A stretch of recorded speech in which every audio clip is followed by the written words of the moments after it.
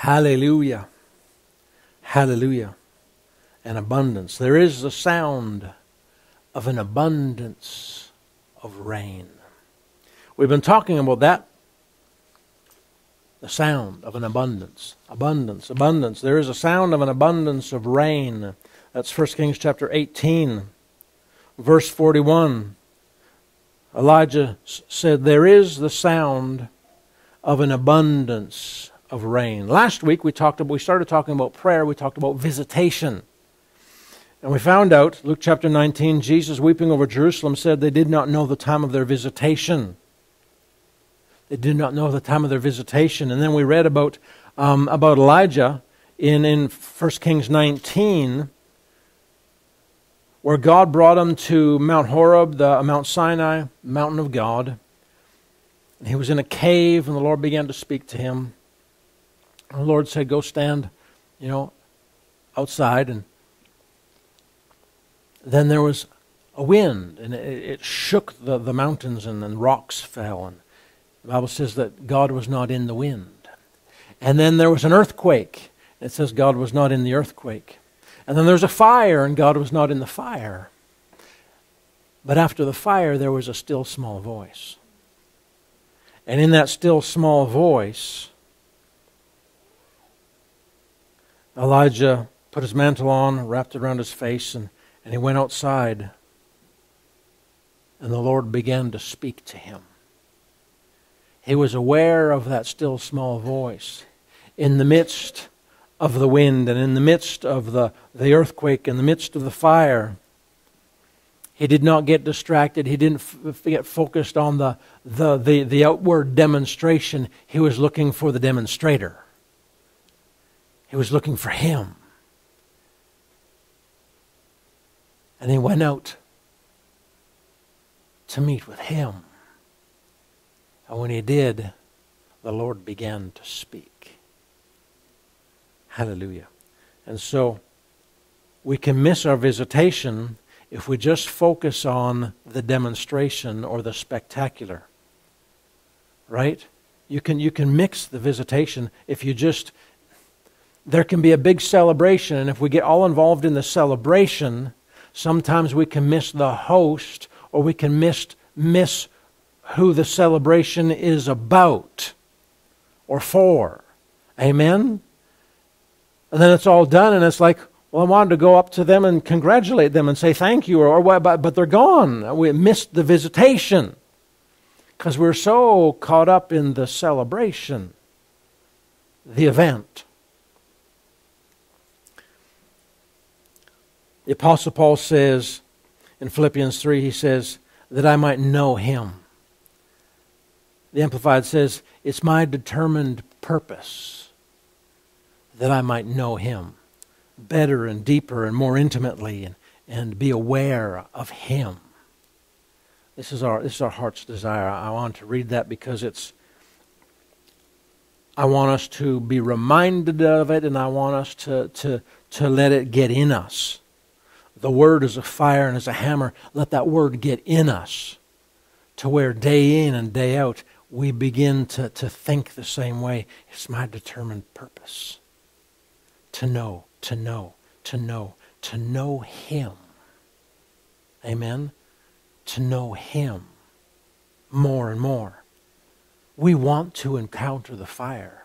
We want to encounter the outpouring of his Spirit. We want to encounter him. Amen? He wasn't in the wind because he caused the wind. He wasn't in the earthquake because he caused the earthquake. He wasn't in the fire. He is the fire.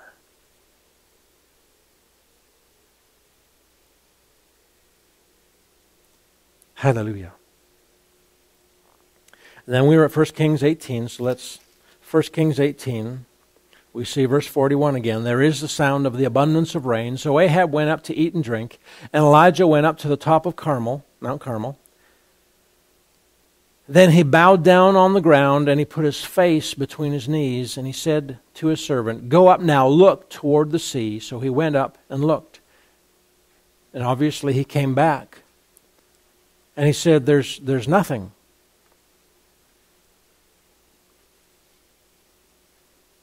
And 7 times he said, go again. Go again, there's nothing. Go again, there's nothing. Go again, there's nothing. 7 times.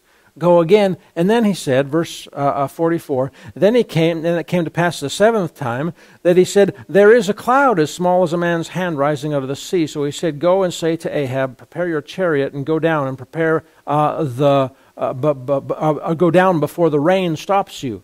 Now it happened in the meantime that the sky became black with cloud and wind, and there was a heavy rain. Say heavy rain. See, there is a sound of an abundance of rain, a heavy rain, not just a sprinkle. When we're talking about abundance, we're talking about, hallelujah, a heavy rain. An abundance, not just a sprinkle. Amen? So Ahab rode away and went to Jezreel, and the hand of the Lord came upon Elijah, and he girded up his loins and ran ahead of Ahab to the entrance of Jezreel. So, Elijah prayed. He began to pray expecting the rain because he had the word from God. Right? Because verse 1 says, God said, the word of the Lord came to Elijah. He said, I will send rain on the earth. I will send rain on the earth. I will send rain on the earth. So let's not just make this a nice story. I mean, the Bible says that God has this written for our admonition. He said, I've got these things written, these Old Testament things. He says, I've got them written for your example. I've got these things written for your admonition. I want these things to admonish or to encourage you. In other words, we take these scriptures, we take them, we take these events, and we begin to find out, how does this apply to me now? How can I apply this? Amen?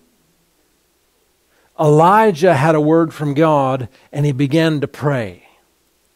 And he prayed in expectation and anticipation. Why? Because he had a word from God. His prayers weren't begging. His prayers had expectation to them. We have the Word of God. We have a word from Him, as things that He's spoken to us, things that He's revealed to us. As we pray about those things, we're to pray in expectation. Why? Because we have a word from God. So we can, as we pray, we're praying, and we can tell he prayed in expectation because he said, go again, go again, go again. Because he said, there is the sound of an abundance of rain. Well, it didn't look like it. It didn't sound like it in the natural. But there was something. He heard something in the Spirit. He heard something on the inside. He saw something on the inside. With the eye of faith and with the ear of faith, he was hearing something and seeing something. You and I need to hear something and see something with the eyes and the ears of faith. Hallelujah. And as we pray, we're not begging God. God's not moved by begging. He's moved by faith. Faith is what pleases Him. Let's go to James chapter 5. James chapter 5.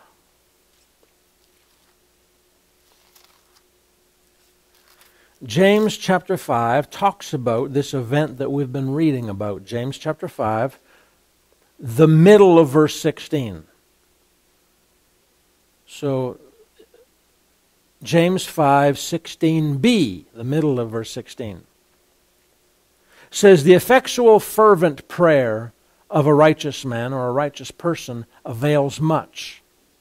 Elijah was a man with a nature like ours, and he prayed earnestly that it would not rain, and it did not rain on the land for 3 years and 6 months, 3.5 years.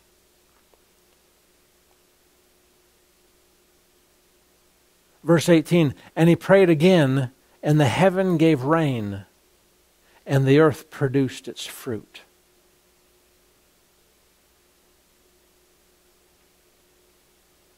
Hallelujah. Do you see that?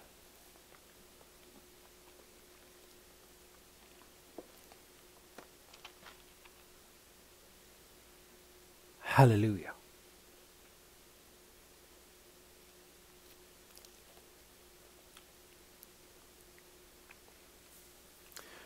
Interestingly, so verse 17, Elijah was a man subject to like passions as we are, and he prayed earnestly. He prayed earnestly. Those two words, he prayed earnestly. The word prayed, and actually it's the same word and it's two different words because they both mean the same thing. Prayed and earnestly is how he prayed, the prayer that he prayed. He prayed earnestly. He prayed a prayer. The word prayed earnestly can also be translated, the Greek word can also be translated worship. He worshiped earnestly. He worshiped. Verse 18, and he prayed again. It's the same word. It's the same word as earnestly. No, it's the same word as prayed. He prayed. He worshiped. It's the same phrase. He prayed earnestly that it might not rain, and didn't rain for 3.5 years. He prayed earnestly. He prayed again. He worshiped God. And it rained. Hallelujah. This is what we've been talking about. I want to read it out of the Amplified. James 5. The middle of verse 16 says, "The earnest, heartfelt, continued prayer of a righteous person makes tremendous power available, dynamic in its working." See, and it's part of this, it's part of the prayer. The earnest, heartfelt, the prayer that's prayed produces this result. It's a power, it's because it's supernatural. It's what? It's a heartfelt. The earnest, heartfelt, continued prayer of a righteous man or a righteous person makes tremendous power available, dynamic in its working. Elijah was a human being with a nature such as we have, with feelings and affections and constitution as ours. And he prayed earnestly for it not to rain, and no rain fell on the earth for 3.5 years. And then he prayed again, and the heavens supplied rain, and the land produced crops as usual. See, the rain produced fruit. The rain produced increase. Increase. Amen? Elijah prayed, and it rained, and it produced fruit. It produced increase. There is the sound of an abundance of rain. What does that mean? That means there's a sound of increase. There's a sound of an abundance. There's a sound of fruitfulness for us. This is what God has in store for us. And we're talking about prayer because prayer is a key. Amen? God said, "I'm going to send rain." Elijah said there's a sound of an abundance of rain. But he didn't go have an iced tea and sit back in his hammock and just kind of suntan. No, he went up and he began to pray. God's saying there's a sound of an abundance of rain for us. But it doesn't just happen. Elijah began to pray. And as he began to pray, the Bible says what kind of prayer he prayed. It wasn't a religious prayer. Right? It was a heartfelt, an earnest, heartfelt prayer. It's not just a head-created prayer. It wasn't just reading a quote prayer. It wasn't just a confession prayer. It was from the heart. They were not just words that were mimicked or words that were just repeated without emotion. Rub-a-dub-dub, thanks for the grub. Ooh, let's eat.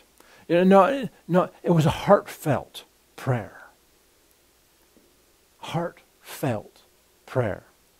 And a heartfelt prayer, remember, both in the Hebrew and the Greek, when the Bible, or when the word heart is used, It means spirit and soul.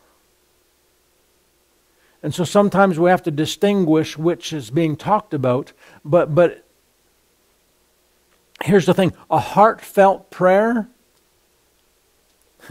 it's interesting. Yeah, that's good. That's good. Yeah, thank you. It says heartfelt. Felt is feeling. That has to do with the soul. That has to do with emotions, mind, will, and emotions. It's part of the soul. A heartfelt. So our spirit and our soul, our spirit and our emotions. That there is a we make a choice, an act of our will to pray this prayer. And we choose to mean everything that we say that's from our spirit. We mean it, we speak it, we declare it, we believe it. We say it because we believe it. It's from our heart. And our emotions are evolved. Hallelujah. We're excited and it brings joy and we get our being involved. He bowed down. He got his body also involved. He wasn't just laid out. He was bowing down. And it gets uncomfortable after a while. We crucify our flesh. We stand and worship God. Well, that gets tiring after a while. I remember as a teenager standing there. And it's the same thought comes every night. This is tiring. I want to sit down. We used to worship longer in the church that we used to go to when I was a teenager. We're going to do that at some point, but it's just a whole lot easier when there's actually a live band, a music ministry.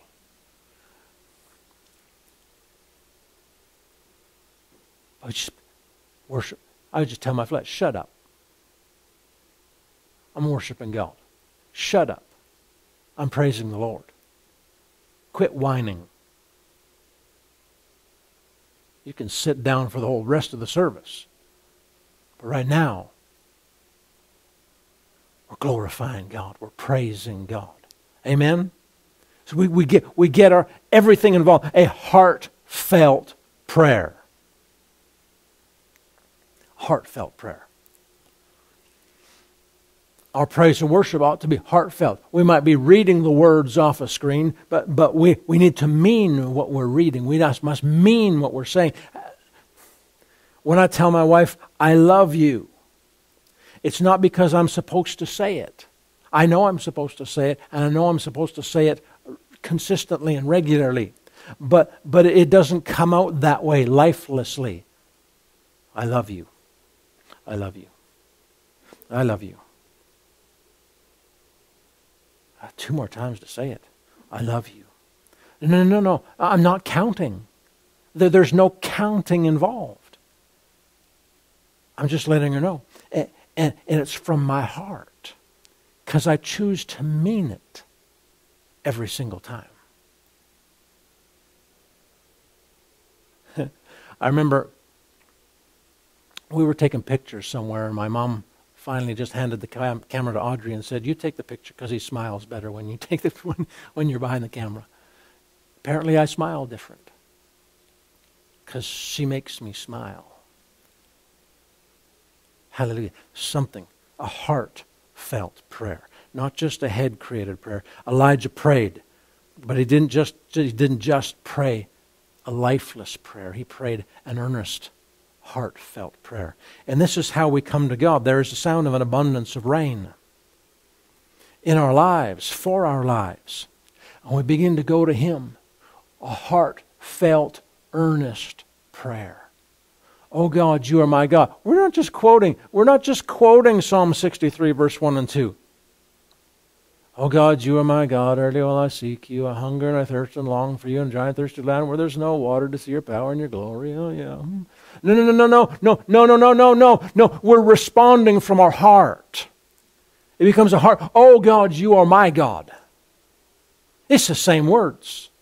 But where does it come from? It comes from our heart. It comes from our soul. Our bodies involved. Oh God, you are my God. Early will I seek you. I hunger and thirst, and I long for you in a dry and thirsty land where there's no water, to see your power and to see your glory, your goodness in manifestation and demonstration in our lives. An encounter with the fire. Oh, I want the fire, the fire, the fire, the fire. You filled me with the Holy Ghost and fire, fire, fire, fire, fire. I want the fire of God. To see your power and your glory. To see you. An encounter with you. I hunger and thirst for you. I must have more of you. A heartfelt prayer. A heartfelt prayer. Let's go to 2 Chronicles chapter 7. 2 Chronicles chapter 7. Prayer. Prayer. 2 Chronicles chapter 7 verse 1. The temple has been built. Solomon has built the temple. David gathered the money. Billions and billions and billions of dollars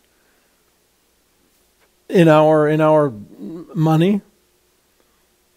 Loads and loads of gold and all the other stuff that needed to go in. Built the temple. Verse 1. 2 Chronicles 7 verse 1. When Solomon had finished praying, say praying, fire came down from heaven and consumed the burnt offering and the sacrifices, and the glory of the Lord filled the temple. Here we are once again. We're talking about prayer, and we're talking about an abundance of rain. An abundance of rain. And the Bible talks about, hold your finger here because I'm going to make reference, and then we're going to go, my notes, we're going to go to it later, but I'm making reference to it now. So let's go here, and then we're going to come back. So keep your finger here and flip over to Zechariah 10 verse 1. So there's Zeph, and Zech. So Zephaniah, Haggai, and then Zechariah. So Zechariah is the second Z. Zechariah 10:1. Zechariah 10 verse 1. So Zeph, Haggai, and then Zechariah. Zechariah 10 verse 1. Says, ask the Lord for rain. In the time of the latter rain, the Lord will make flashing clouds. One translation says, lightning clouds.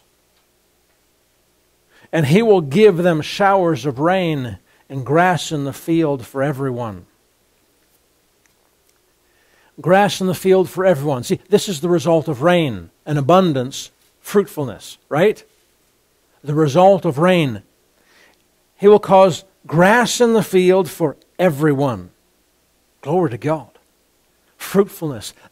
Things will begin to produce and increase for us. But He says, what do we need to do? We need to ask for the rain. Ask ye of the Lord rain in the time of the latter rain. And God will cause bright, shining, lightning clouds. This is for us in the time of the latter rain, has to do with the dispensation, not a natural thing, and it has to do with the end times. And so we're talking about Holy Ghost rain. We're talking about the fire of God. We're talking about the awakening. We're talking about revival. We're talking about the outpouring of His Spirit. Amen? We're talking about Holy Ghost rain.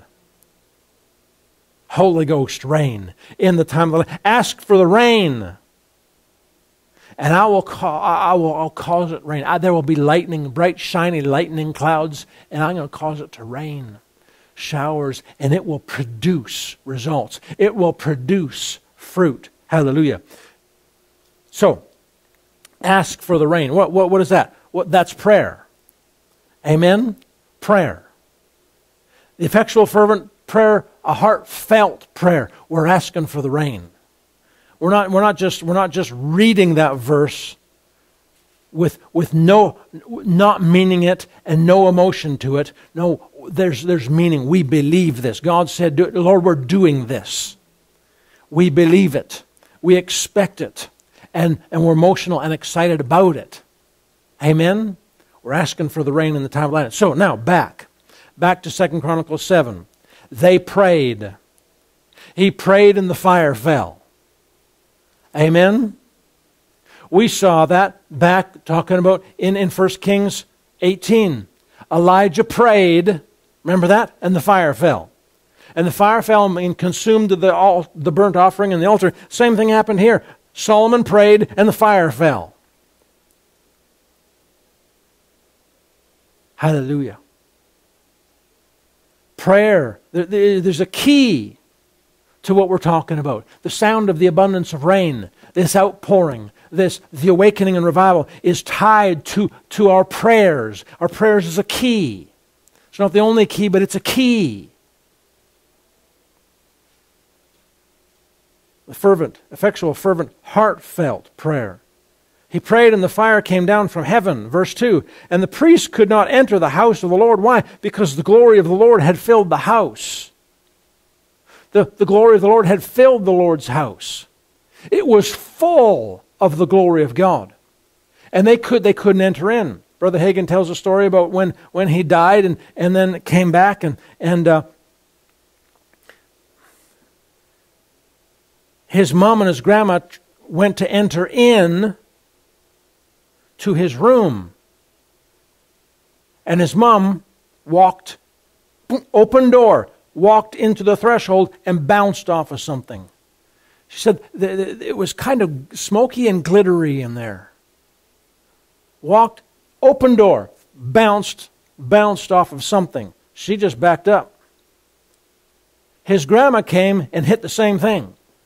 She backed up because the kitchen or the dining room, I think, was behind her, so there's another door in the hallway and another door. So she backed up and ran out and bounced off again. And she said she backed up farther yet, and she took a run and knocked herself over almost. They couldn't enter in. Why? Because the glory of God had filled the room. The glory of God, the presence of God, it filled the room, the cloud and the smoke. That's not the way it always works. Azusa Street, I mean, the building was filled with the cloud and filled with the smoke, the Shekinah glory of God. And people were all coming in. And they received healing. So it doesn't always happen that way. But we see here that the glory of God filled the temple. And the priests could not enter the house of the Lord because the glory of the Lord had filled the Lord's house. When all the children of Israel saw how the fire came down and the glory of the Lord on the temple, they bowed their faces to the ground on the pavement and worshipped and praised the Lord, saying, for he is good, for his mercy endures forever. Amen? They prayed, they worshipped, and they praised. Next week, we're going to get into that part. Worship. Remember, we just finished talking about the Greek word prayed earnestly can also be translated worshipped. Elijah, he prayed and worshipped and it didn't rain. He prayed and worshipped and it rained. Prayer and the rain. Prayer and worship. We see here they prayed, they worshipped, they praised. We're going to talk about praise and prayer and worship next week. But I just want you to see this. They prayed and the fire fell and it was worship. There is a connection. Worship is just a different form of prayer, right? Because prayer is communication with God. Well, that's what worship is. We're communicating with Him. We're worshiping. We're talking to Him. We're praising Him. It's just a different form of prayer.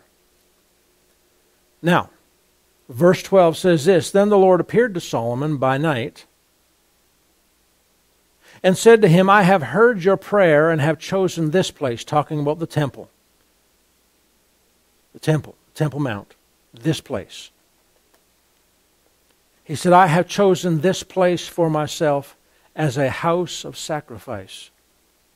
When I shut up heaven and there is no rain, or command the locust to devour the land, or send pestilence among my people, if my people who are called by my name will humble themselves and pray, and seek my face and turn from their wicked ways. See, that's why verse 13 happened. Because they began to forsake God. They began to choose wicked ways. And because they chose wicked ways, the heavens were shut up. There was no more rain. This was a result of their wickedness. It hindered God from being able to bless them. The rain is part of the blessing. There was no rain because of their wickedness. But he said, God, see, His mercy endures forever. He said, even if you walk away, He said, if my people who are called by my name, if they will humble themselves and pray and seek my face and turn from those wicked ways, what will happen? He said, I will hear you, I will forgive you, and I will heal your land. I will send rain, and it will produce once again. Amen?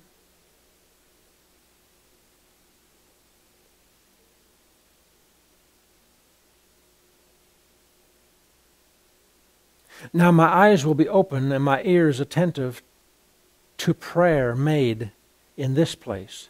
For now I have chosen and sanctified this house, that my name may be there forever, and my eyes and my heart will be there perpetually.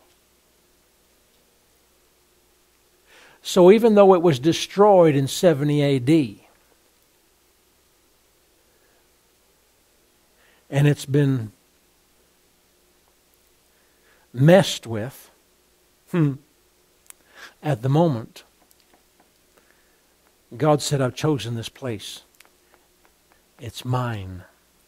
My name will be there. And as Jesus comes back, He's going back there. And He's going to rule and reign from there. Hallelujah. But I want you to see that. I want you to see this, verse 14. See how prayer is once again tied. If my people who are called by my name will humble themselves, get rid of pride, remove the pride. Why are we coming to God?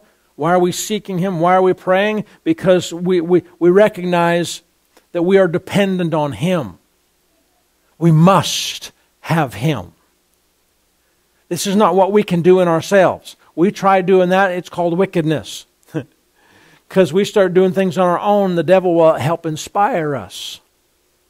And we get away. We come back, we humble ourselves, and we pray. We seek His face. Again, the word seek can also means worship. We humble ourselves, we pray, we seek Him, we seek His face, we worship Him, and we turn from our wicked ways. And God said, I will hear you, and I will forgive you, and I will rain righteousness on you. Amen. We read that verse before. It's time to seek the Lord. Why? So He can rain righteousness on us. He can set things right. He can put things right. We need to humble ourselves, pray, seek His face, repent, and He will set things right. Prayer is a key. Prayer. We've been taught all these little illustrations and events here. We see prayer is involved in every single one of them. Prayer is a key. Prayer is a requirement. Prayer is a necessity. Not a lifeless, legal necessity. It's just a requirement. Amen? If you're standing in the rain and you want to stay dry, it's necessity to open up your umbrella. It's just required. Right? It's not a religious, it's not a lifeless thing. It's a joy, it's a pleasure. Whoo, look, I brought my umbrella. Oh, nice. Amen? Hallelujah. It's not a lifeless religious bondage for me to have to say to my wife that I love you. I love you. It's a pleasure. It's a joy. I get to. I get to. I get to. Hallelujah. Prayer. Let's go to 1 Corinthians chapter 14. 1 Corinthians chapter 14.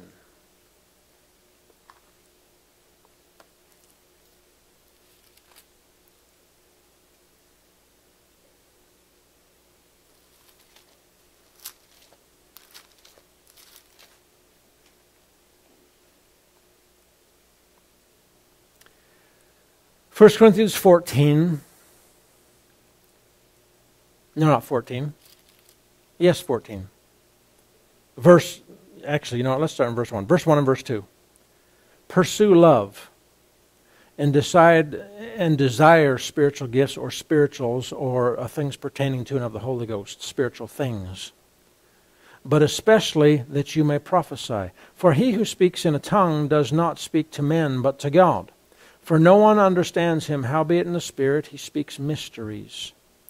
He that speaks in an unknown tongue does what? He speaks to God.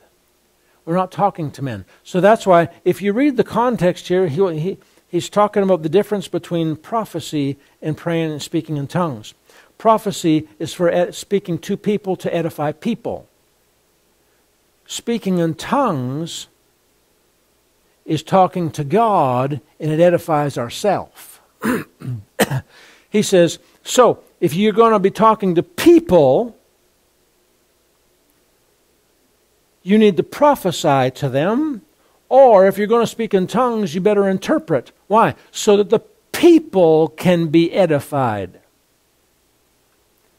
But if you're not talking to the people, you just pray away in tongues. It doesn't even need to be interpretation. Why? Because when you're praying in tongues, you're talking to God and edifying yourself. Amen? It just depends who you're talking to. Are you talking to people or are we talking to God?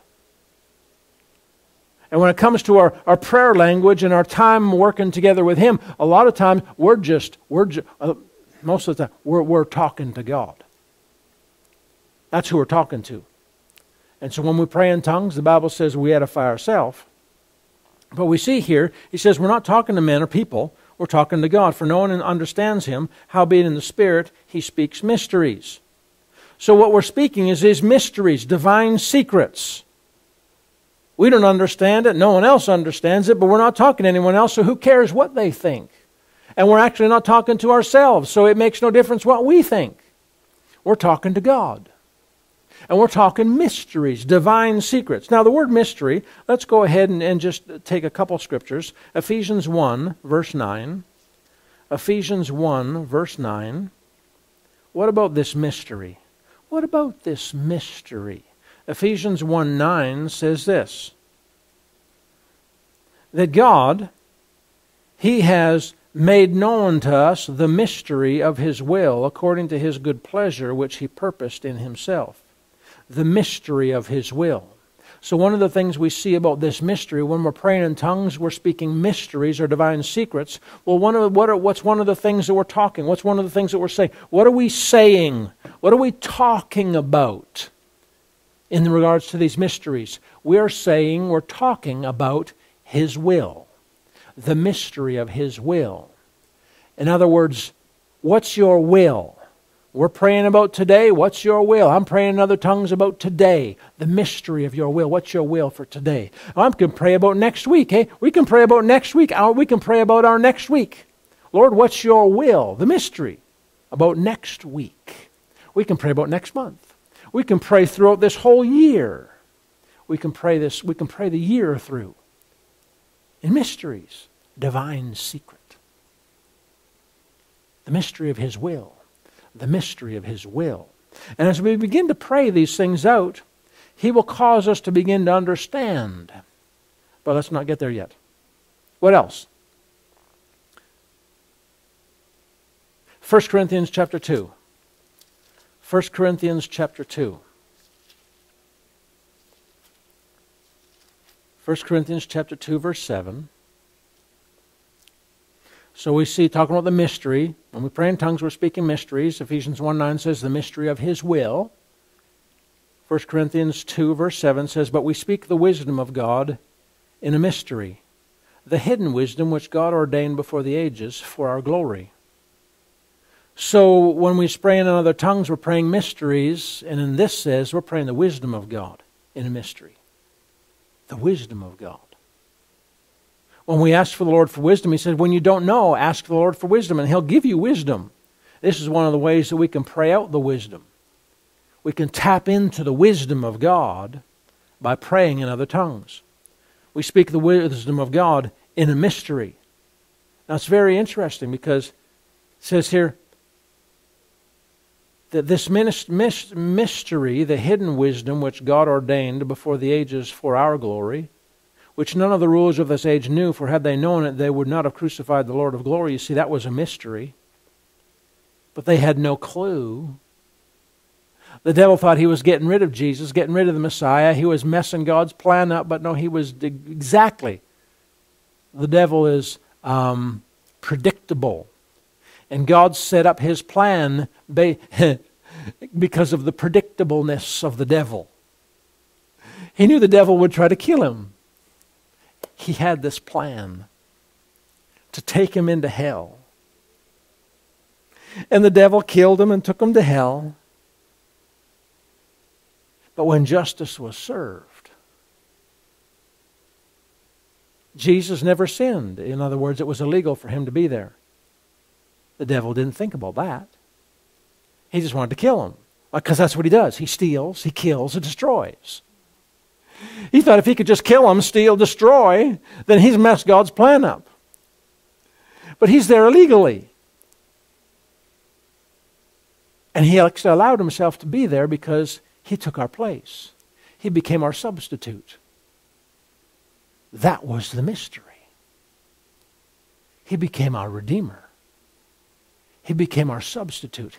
He became the Lamb slain before the foundation of the world. He became our scapegoat. He took our place. He took our sin. He bore our sin. He was made to be sin for us, that we might be made the righteousness of God. He became sick by His stripes. He bore, He bore our sicknesses, carried our diseases, and by His stripes we were healed.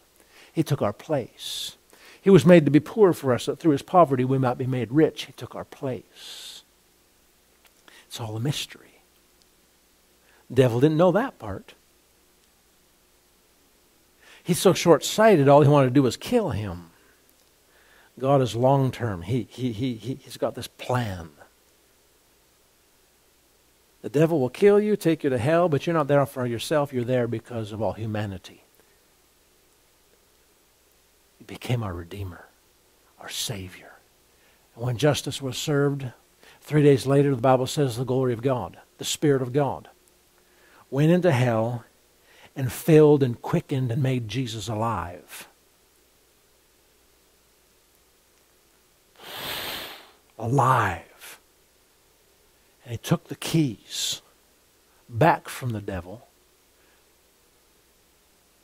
that He got from Adam. The Bible calls Jesus the last Adam. He took our place. He won the victory for us. He defeated the devil, made an open show of Him, triumphing over him. Hallelujah. And He was raised from the dead. Death could not hold Him. Hell could not hold Him. He rose victorious and triumphant. And He's seated at the Father's right hand. And we've been raised up together. He made us alive together with Him. He raised us up together and made us sit together in heavenly places in Christ Jesus. In Himself we're seated with Him at the Father's right hand to rule and to reign as kings. Hallelujah. This mystery. Verse 9.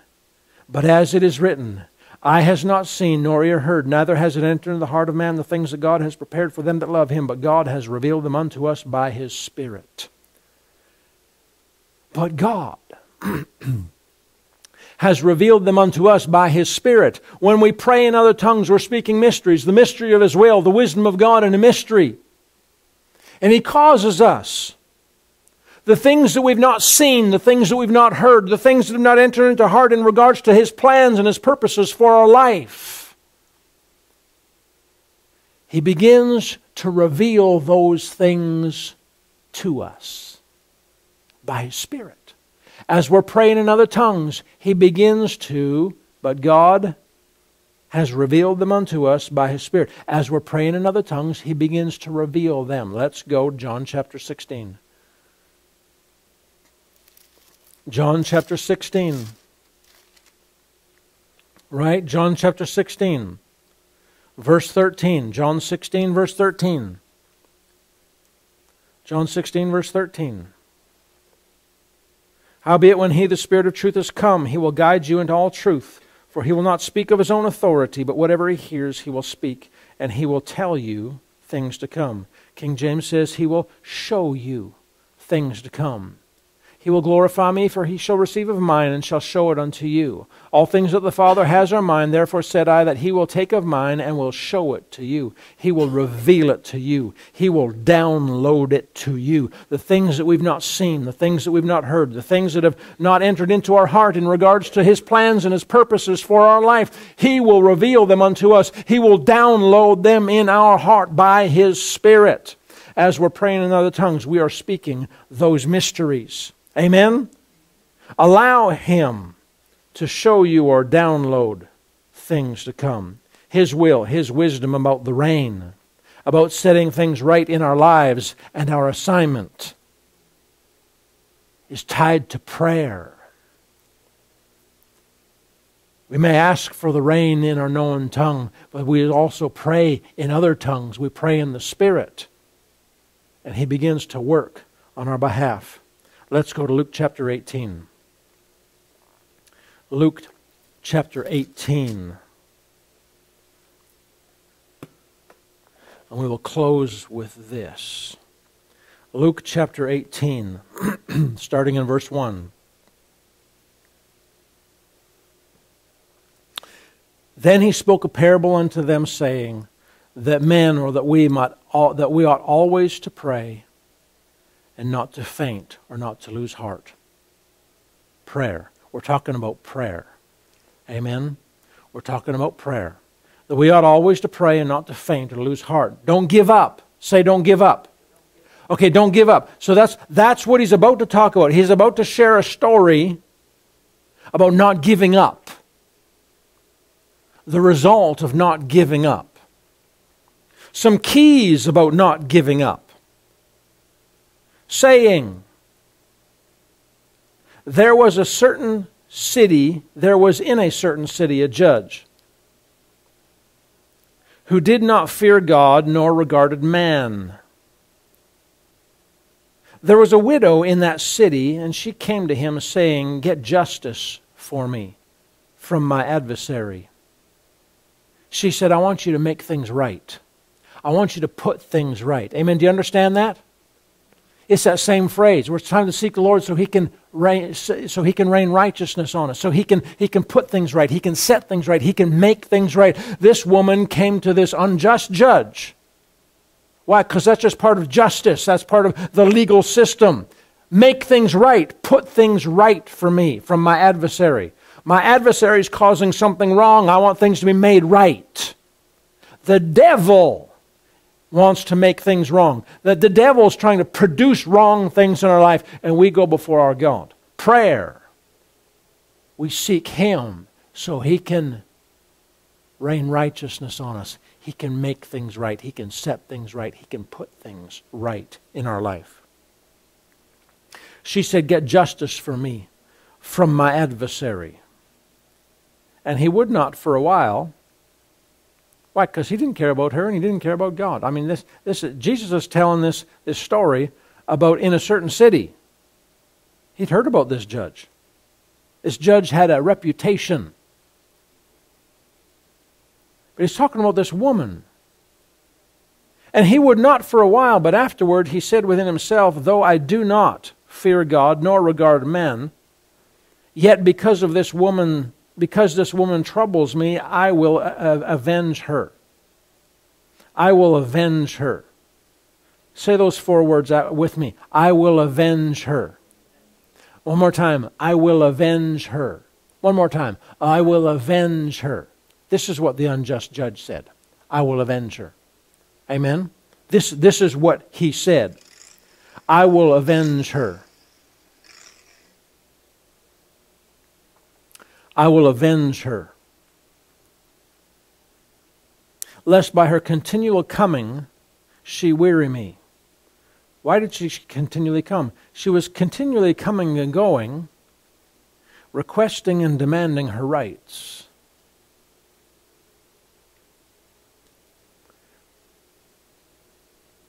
He wasn't giving place to her. And so she continually was coming to request and demand her rights. But he finally said, what did he say again? Those 4 words. I will avenge her. That's the key. That's the key to what Jesus is about to say. This is the key. Those 4 words. Because verse 5 it says, Then the Lord said, Hear what the unjust judge said. Hear what the unjust judge said. What did he say? Those 4 words. I will avenge her. Jesus said, Hear what the unjust judge said. And shall God not avenge his own elect, whom cry out day and night to him, though he bears long with them? See, hear what the unjust judge said. I will avenge her. And shall not God avenge his own elect? See that? I will avenge her. God will do the same. That's what Jesus is saying. God will do the same. God will avenge those, his own elect, who cry. Now again, the word cry, you read the word cry, and people get the idea. Religious people get this idea that she's crying and begging. Crying and begging. Right? And so they think what they're supposed to do is cry and beg. This is not what this word is. This Greek word translated cry here can also be translated shout. What kind of shout was she giving forth? We read the rest, we're going to find out what kind of shout. He said, God will avenge God will avenge his own elect who cry or shout out day and night to him, though he bears long with them. I tell you that he will avenge them speedily. Nevertheless, when the Son of Man comes, will he really find faith in the earth? Her cry, her shout was a shout of faith. Her cry was a cry of faith. Amen? A shout of faith and praise. We begin to see this. This is what we've been talking about, right? When we've been talking about prayer. Prayer and praise. Prayer and praise. Faith and praise. Faith and praise. Elijah wasn't begging God. Solomon wasn't begging God. They prayed a prayer and the fire fell. They prayed a prayer and the fire fell. They prayed a prayer and the rain fell. Amen? They prayed a prayer of expectation. A shout of faith. A shout of expectation. Faith. A shout of faith and praise. They worshiped God and praised Him. Lord, you said you're sending the rain. You're sending the rain. Hallelujah. Glory to God. Glory to God. Glory. Thank you for the rain. Thank you for the rain. Hallelujah. See? A shout of faith and praise. A shout of faith and praise. Day and night. Day and night. It will constantly expecting. Go again, go again, go again, go again. Faith and praise, day and night. Go again, go again. We tell ourselves, look again, go again, go. Let's do it again. A shout of faith and praise. Do it again, do it again, do it again. I see nothing. Do it again. Amen? It's not a matter of go look again. It's a matter of do it again. Do what? Do what? This shout of faith and praise. Do it again. Do it again. Do it again. Because you know what? At some point we're going to see it. Amen? Glory to God. So do it again, day and night to Him, though He bears long with them. Now again, if you listen to our series, the humility test, you'll find out why. There's some bearing long. He says bearing long, patient, long-suffering, patiently enduring with them. In verse 8 says, I tell you that he will avenge them speedily. Nevertheless, when the Son of Man comes, will he really find faith? Will he really find faith? Again, this is the word faith. Again, means persuasion, moral conviction, rely, obey, confidence, assurance, trust. He says, when he comes, will he really find persuasion? Will he really find conviction? Will he really find someone trusting and obeying him? Will he really find someone who's confident in him? Will he really find someone who has assurance in what he has said? Who's confidently speaking and declaring, there is the sound of an abundance of rain. Amen. God, ask for it's time to seek the Lord till he comes and rains righteousness. So what am I doing? We're seeking, we're praising, shouting, praising faith. A shout of faith, a shout of praise. A shout of faith, a shout of praise. A shout of faith and a shout of praise, day and night. Shout of faith and shout of praise. Because you know what? Day and night, the devil's going to attack to try to get us off of what we believe. He's attacking our faith. Because faith is the victory. That's where our victory is. God is moved by faith. Not by whining and complaining. And he's not moved by begging. He's moved by the shout of faith and praise. Faith and praise. Faith and praise. And he said, I will avenge them speedily. I will avenge them. Jesus said, listen to what the unjust judge said. Those 4 words. I will avenge her. He'll do the same thing. Our God, the just judge, will do the same thing. So we, like Elijah, are to always pray and not to faint, not to lose heart. The enemy will try to get us to faint and lose heart. But if we day and night continually a shout of faith and praise. Faith and praise. He's going to apply pressure to what? To shut our mouth, to shut our faith, and to stop our shout of faith and praise. The devil will come because he wants to shut and stop our shout of faith, and to shut and stop our shout of praise and faith. That's what the devil wants to do. We ought always to pray and not lose heart. Don't lose heart. Don't lose heart. Don't lose heart. Because the shout of faith and praise will get results. Hallelujah. We're talking about prayer. We're talking about prayer. Prayer and the rain. Prayer and His will. Prayer and Him making things right, setting things right, putting things right in our life. Faith. Faith and praise. Faith and praise. There is the sound of an abundance of rain. Don't faint, but be strong and courageous. Don't faint, amen. But be strong and courageous. That's what the Lord said to Joshua in Joshua chapter 1 a multitude of times. Be strong and courageous. Be strong and courageous. Be strong and courageous. Be strong and courageous. Amen. Let's not faint. There is the sound of an abundance of rain. What am I talking? This is why we've gone through prayer. This is why I've talked about this, because there is the sound of an abundance of rain. But just because there's a sound doesn't mean it's automatic. Elijah had to pray before the fire fell. He had to pray before the rain fell. Solomon prayed, and then the fire fell. He prayed. Amen? Hallelujah. We must pray. God said, pray. Even if you've missed it, if my people will humble themselves, pray, seek my face, turn from their wicked ways, I'll hear them, I'll forgive them, and I'll make things right. I'll set things right. The just judge will do it. Amen. There is a sound of an abundance of rain. There is a sound of an abundance of rain. There is a sound of an abundance of rain. Hallelujah.